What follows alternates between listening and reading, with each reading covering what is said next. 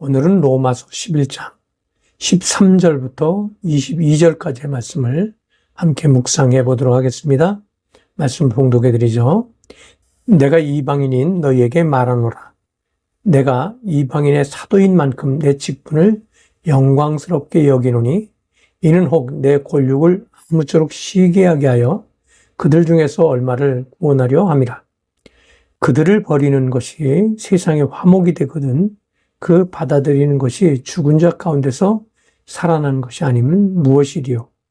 제사하는 처음 익은 곡식가루가 거룩한 즉 떡덩이도 그러하고 뿌리가 거룩한 즉 가지도 그러하니라. 또한 가지의 얼마가 꺾였는데 돌 감람나무인 네가 그들 중에 접붙임이 되어 참 감람나무 뿌리의 진액을 함께 받는 자가 되었은즉 그 가지들을 향하여 자랑하지 말라.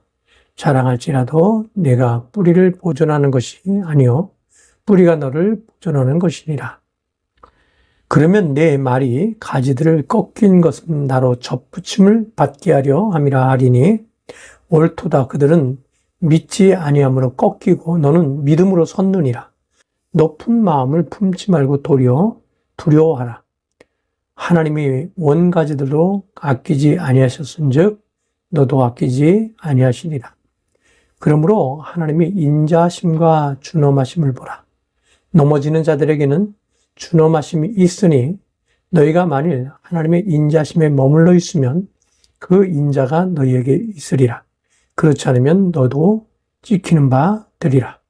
13절부터 22절까지의 말씀을 봉독해 드렸습니다. 바울은 지금까지 하나님께서 결코 이스라엘을 포기하시지 않았다는 사실에 대해서 강변해 왔습니다. 이제는 이방인들을 향해 말합니다.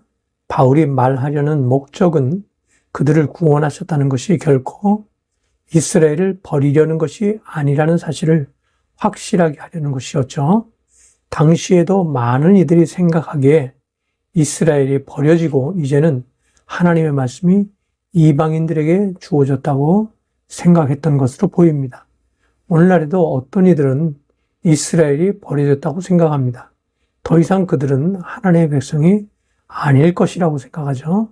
그러나 바울은 이런 생각에 대해서 강하게 부정합니다. 오히려 하나님께서는 이방인의 구원의 풍성함을 통해 그들로 하여금 시기가 나게 하고 구원에 이르도록 하기 위한 것입니다. 특히 바울은 이방인이 현재 어떤 처지에 놓여 있는지를 설명하기 위해서 돌감람나무와 참감람나무의 비유를 통해 설명합니다. 돌감람나무는 야생 감람나무를 말합니다. 반면 참감람나무는 과수원에서 재배되는 오래된 감람나무를 말합니다. 바울은 돌감람나무 가지를 참감람나무에 접붙임되는 상황을 설명하면서 이방인들은 돌감람나무, 그리고 유대인들은 참감람나무로 비유해서 설명합니다. 다시 말하면 이스라엘이라는 뿌리에 이방인이라는 가지가 접붙임되었다고 소개하므로 그들의 처지가 어떠한지를 잘 보여주고 있습니다. 이를 더 구체적으로 설명한다면 이스라엘이라는 가지가 꺾이고 그 자리에 이방인의 가지가 접붙임되었는데 원뿌리는 여전히 이스라엘이라는 점을 말하고 있는 것이죠.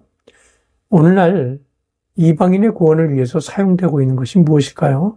그것은 바로 하나님의 말씀, 곧 성경입니다. 성경은 이스라엘 사람들에 의해서 기록된 책입니다. 그것은 결국 이스라엘 백성이 하나님께로 인도하는 믿음의 뿌리가 되고 있다는 것을 보여주는 가장 확실한 증거이기도 합니다. 하나님의 말씀이 이스라엘을 버리고 다른 민족에게로 넘어갔다고 속이는 자들이 있습니다. 바울은 로마에 있는 성도들 가운데서도 이러한 오해를 하고 있는 자들이 있다는 것을 알고 있었던 듯합니다. 그러나 그들을 향해 결코 그럴 수 없음에 대해서 말하고 있습니다. 오히려 이방인의 구원은 이스라엘이라는 뿌리를 통해 그 양분을 받고 있다는 사실을 말하고 있습니다. 바울은 로마에 있는 성도들에게 경고합니다. 하나님이 원가지들도 아끼지 아니하셨은즉 너도 아끼지 아니하시리라. 이방인들은 다만 믿음으로 접붙임을 받은 자입니다. 하나님은 본래 구원하시기로 작정된 자들까지도 그들의 믿음 없음으로 꺾으셨습니다. 그리고 이방인들 가운데 믿음 있는 자들로 접붙이셨습니다. 바울은 이 말을 하기에 앞서 높은 마음을 품지 말고 도리어 두려워하라고 말합니다. 그렇습니다. 이방인들은 항상 겸손할 필요가 있습니다. 특히 유대인들에 대해서 무시하거나 업신여기는 자세는 자신의 처지를 잘 못 알고 있는 것입니다. 하나님은 여전히 지금도 그들이 돌아오기를 원하십니다. 바울은 이방인들이 원가지에 굳게 붙어 있을 것을 당부합니다.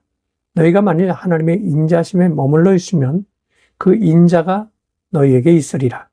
그렇지 않으면 너도 찍히는 바 되리라. 이는 예수께서 포도나무의 비유를 통해 가르치신 바를 생각나게 합니다. 내 안에 거하라. 나도 너희 안에 거하리라. 가지가 포도나무에 붙어 있지 아니하면 스스로 열매를 맺을 수 없음 같이 너희도 내 안에 있지 아니하면 그러하리라. 나는 포도나무요 너희는 가지라. 그가 내 안에 내가 그 안에 거하면 사람이 열매를 많이 맺나니 나를 떠나서는 너희가 아무것도 할 수 없습니다.